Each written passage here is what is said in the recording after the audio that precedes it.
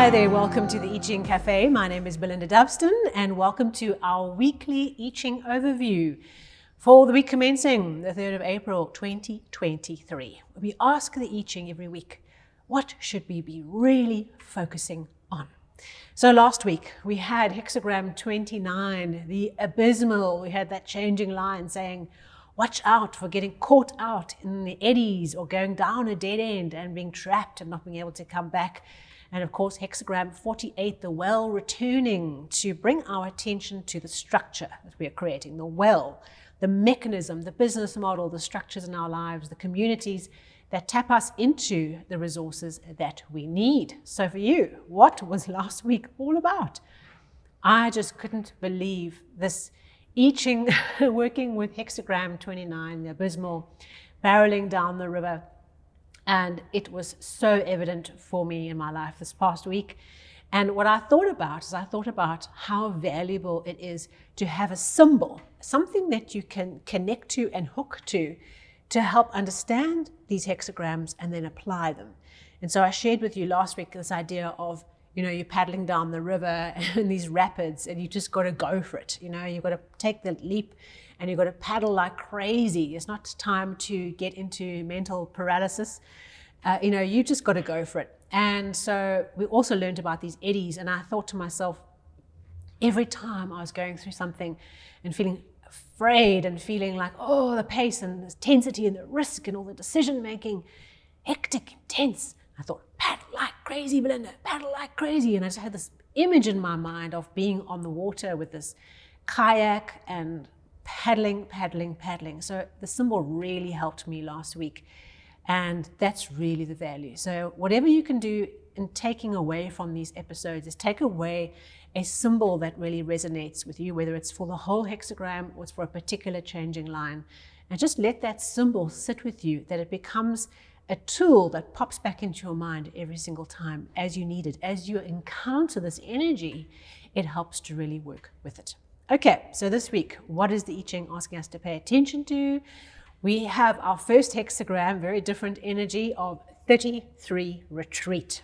So this hexagram is all about, we encounter something in the field of our lives, okay? This can be the battlefield, which is the traditional interpretation of this idea. We're on the battlefield, we're on the field of life, and there's an enemy or a power or a situation in this battlefield that is stronger than us. We become aware that to keep on hammering against this thing, right, would be folly because we don't yet have the strength or the resources or the manpower or the team to tackle this thing and to triumph. So when we work with this hexagram, we work with this idea that something in our life is creating a stress point, in that to continue plunging ahead and bashing ourselves against this enemy will lead to the unraveling of our energy and perhaps a few steps backward in our journey forward. So what we have to learn how to do is recognize that strategic retreat at the right time is not failure. It's actually wisdom to recognize when you're up against something that's a bit too much, or perhaps not for right now, or whatever it might be that you're up against. It is wisdom to be able to say, you know what? We need a break here, okay? We need to pull our troops back. We need to move back into a safe space. We need to disappear up into the hills. We need to regroup, refine ourselves, replenish our resources, and just have a bit of a break before we are ready to either pursue this thing again or to perhaps leave the situation permanently. So this hexagram, what it's asking us to pay attention to, is retreating our energy from something that is not for us right now, that we can't handle, that's not for our highest and our best. And we have to accept that retreating is not failure, okay? Retreat can mean a whole pile of things for you. It can mean for you as a team, withdrawing from a project, perhaps that the timing is not right, or we don't yet have the expertise, right, to tackle the thing. We perhaps are making commitments to the client that we can't actually deliver on, and we know, or we haven't yet sat down and thought about that clearly enough, okay? So we have to be wise around that. Or it could be taking some time out, okay? Some retreating from life, or strategically retreating. Take your team on a retreat. Withdraw from the daily, hardcore, full front, work situation, and go and take some time out to rethink, replan, and renew as a team.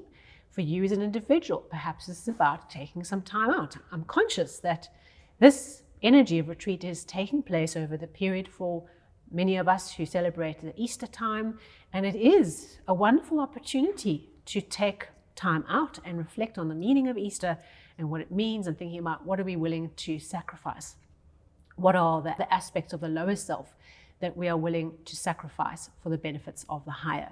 So perhaps for you, taking this Easter time out, having time with family, retreating from the hecticness of life, right, is your retreat. Whatever it is, there's something here we're needing to withdraw from, even if it's only a small little thing that is not for us right now. So 3 changing lines. Okay, that means the more changing lines, the more action, because the change is clicking over at a faster rate. So let's go through it.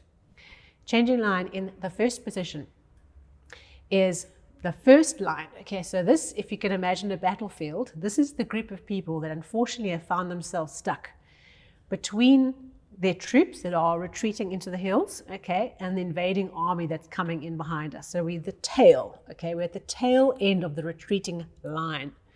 This is by far the most treacherous point of view, because you are prevented from going faster up the chain because you've got this army that you're retreating behind, but you're also exposed to the enemy approaching. Okay, so it talks about being at the tail of the retreat. So as we try to retreat, we are beset with difficulties and challenges, or old issues that we are struggling to get out of quickly.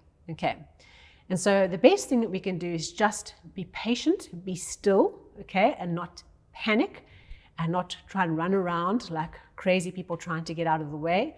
Is actually being still and calm is the way that we unravel the retreat. Okay, it's like this example. A friend of mine gave notice on leaving a job, and it all seemed cut and dried, but got this changing line.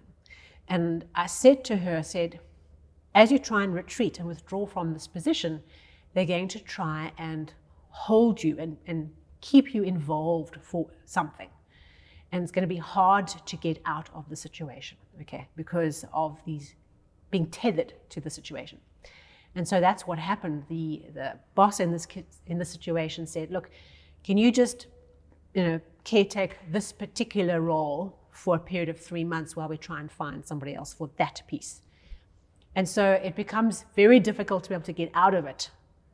And so this line says it's not about trying to escape the retreat. It's about accepting that there's some things that are difficult to get out of quickly, and we just have to be patient and bide our time. The time to fully retreat will come. Okay. Number 2, in the second line, this talks about we are trying to retreat, and we have inferior people holding on to us for dear life, because in our retreat there's a loss for the inferior person. So when I talk about superior person and inferior person, I trust that you understand I'm not talking about people who are less than or more than. It's not a judgment. It's a way of talking about people who are in principle versus people who are not of the highest principle. Okay. And what this tries to create this picture of is, as we are retreating, there are people that have kind of jumped on our coattails, as it were, or are leveraging the thing that we've created, or are getting some benefit through their association with us. And as we try and withdraw from a situation, the impact to them is bigger than for us. Our goal is to get out of the situation, or to retreat, or say thanks but no thanks, or to delay something. But that then impacts people who want what they want from us. Okay. So what tends to happen is, you can see this visual, as we are trying to get off the battlefield, we have people that are hanging on for dear life. You've got these dead weights that are holding onto our coats, right? And as we are walking, we are dragging them behind us because they're holding on for dear life. So part of this changing line is accepting and recognizing this, okay? That's part of the process. And then the way that we move forward with this retreat is we connect to the inner purpose, our goals, our principles. We go within, okay, and we reconnect with what's inside, and we just put one foot in front of the other. Okay, can you see that energy? Eventually, these people are going to lose their grip on our coats, okay? But we have to accept that they're trying to hang on for dear life. So there's something around accepting this and using our powerful purpose, connecting to our principles, and we soldier on, okay? We make that retreat one foot in front of the other, even though we're dragging all these hangers on along with us. It's just about recognizing who or what the hangers on are without judgment, understanding what are they getting from us because we've stayed, and accepting that they have something to lose in us pulling out of this project, of this client, of this deal, of this relationship or situation. Okay. And then in the fourth position, okay, we have a changing line that talks about willing and conscious retreat, okay, making the choice to voluntarily leave a situation, cheerfully to do that, brings good fortune. And once again, in this line, there's a reference to these inferior people. They are not happy. Okay, so once again, we have this idea of people who are benefiting from us being very unhappy about our retreat, but our task is not to worry about them, not to get into it, okay? We've got to voluntarily retreat and say, I'm out of here, thanks but no thanks, or not now. Retreating out of a situation and accepting that others won't be happy, and they're not happy because they're gaining something from us being there. But are we gaining something? Maybe not. Okay, so those are three very useful, practical things that we can pay attention to. Things that are challenging us to withdraw from something that's not for our highest and our best, and certainly not for now, maybe later. Okay. So where does that lead to? What is our second flow of change? Well, we have hexagram 9, the small accumulates, or the small tames. This is a wonderful hexagram talking about how if we take care of the small things, they accumulate to great things. I love this hexagram because it talks about this idea of being a farmer, whether it's a crop farmer or a cattle farmer, where every single plant, every single head of cattle is important, is part of the collective of growing a beautiful, bountiful asset that we are building, right? And so what this brings into our week, it brings our awareness that lots of little things are important, lots of details need to be attended to. They might seem unrelated, they might seem like they're flying at us at 100 miles an hour, right? And we have to attend to every single one. That's the task. That's what we're being asked to pay attention to, is to love each cow, right? To love each plant and be the farmer that looks after everything and waters and nurtures and rears the crop, because it might not seem like they're related, but they are all interconnected. The small things accumulate to the great. And in taking care of the small little creatures, they accumulate to huge value. So this week, we are withdrawing. We are got some hangers on that we're having to deal with, right? And we're having some difficulties and some challenges in pulling completely and quickly and swiftly out of the situation we're trying to move away from. And we are realizing that the small little things come to help us accumulate the great. Thank you so much. Have a wonderful week. Please like and share if this episode was useful to you. There might be someone else who could get some value too. And of course, if you are new to the channel or the podcast, please subscribe or follow. Other than that, I look forward to seeing you soon at our next weekly overview.